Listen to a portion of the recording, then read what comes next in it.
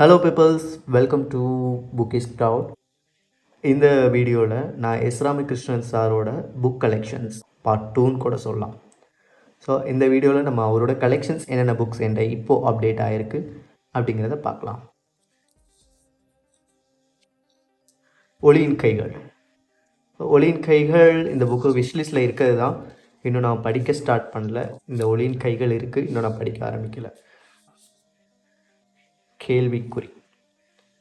இந்த புத்தகம் பற்றி நிறைய பேர் ரிவ்யூ பண்ணியிருக்கதை பார்த்துருக்கேன். Will try. ரயிலேறிய கிராமம். இந்த புத்தகம் வந்து ஒரு பயண கட்டுரை. இது நான் பயணங்கள் பண்ணும்போது நிறையா பிரான்ச் விசிட் போகும்போது இந்த புத்தகம் படிக்கிறேன். இப்போவும் படிச்சுட்ருக்கேன். ஸோ கரண்ட் ரீடிங்கில் இது இருக்குது. நெக்ஸ்ட், 7 தலை நகரம். இந்த புத்தகத்தை பற்றி சில யூடியூப் வீடியோஸ் நான் பார்த்துருக்கேன். இது எல்லாமே நான் வாங்கியிருக்கிறது தான். இன்னும் நான் படிக்க ஸ்டார்ட் பண்ணல. இதில் பார்த்தீங்கன்னா இது என்னோடய சிக்னேச்சர். இது சிரிப்பும் வகுப்பறை. இது வந்து ஒரு சிறார் நாவல். இதை நீங்கள் உங்களுடைய சின்ன பசங்க இருக்காங்க, உங்கள் வீட்டில் சின்ன பசங்க இருக்காங்க அப்படின்னா அவங்களுக்கு கொடுத்து கூட நீங்கள் படிக்க சொல்லலாம்.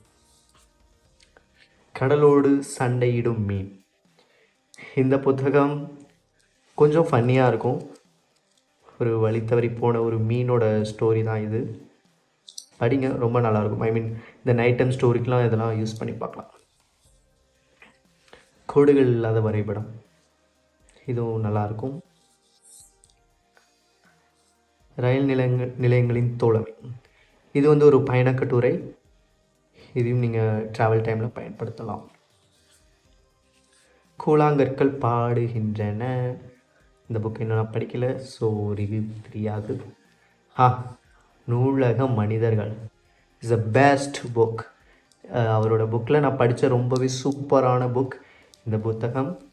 இதை படிக்கும்போது தான் எனக்கு வந்து லைப்ரரி போகணும்னு சொல்லிட்டு ஒரு ஆசை வந்துச்சு. நீங்களும் படித்து பாருங்கள். இது சாரோட சிக்னேச்சர் இருக்குது இதில். You just try this book. இப்போ புதுசாக அவரோட புக்ஸ் கலெக்ஷன்ஸ் வந்து நீங்கள் வாங்கணும்னு ட்ரை பண்ணிங்கன்னா இந்த புக்கை நீங்கள் ட்ரை பண்ணலாம். இப்போ சென்னை புக் ஃபேரில் கூட சாரோட ஹால் இருக்குது, நீங்கள் அங்கே கூட போய் ட்ரை பண்ணலாம். 2வது, தபால் பெட்டி எழுதி கடிதம்.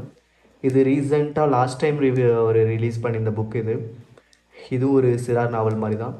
நீங்கள் இதை ட்ரை பண்ணலாம், நல்லாயிருக்கு. நான் படிச்சுட்டேன். 2வது, பறந்து தெரியும் ஆடு. இதுவும் அதே மாதிரி தான். ஒரு கூட்டத்துலேருந்து பிரிஞ்சு போன ஆடு, அதுக்கு ரெக்கை கட்டிச்சுன்னா எப்படி இருக்கும் அப்படிங்கிற மாதிரி இந்த ஸ்டோரி இருக்கும். படித்து பாருங்கள், நல்லாயிருக்கும்.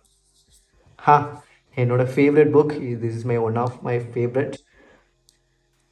ஒரு இமேஜினேஷன், ஒரு க்ரியேட்டிவிட்டி, அதாவது நம்மளுடைய கற்பனை திறனுக்கு தீனி போடக்கூடிய ஒரு புக்குங்க.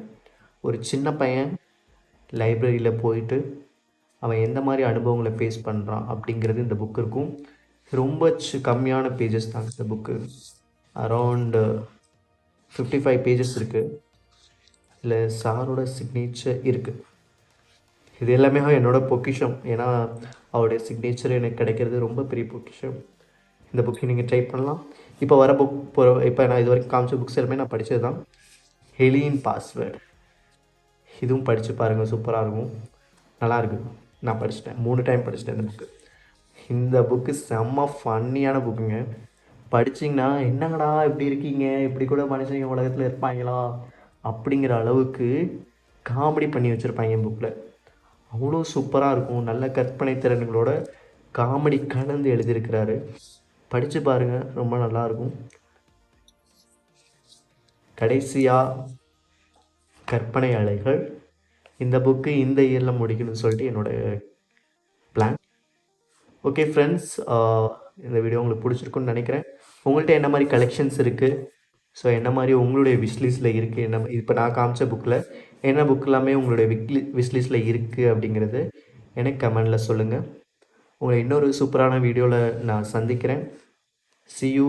Tata. Bye bye.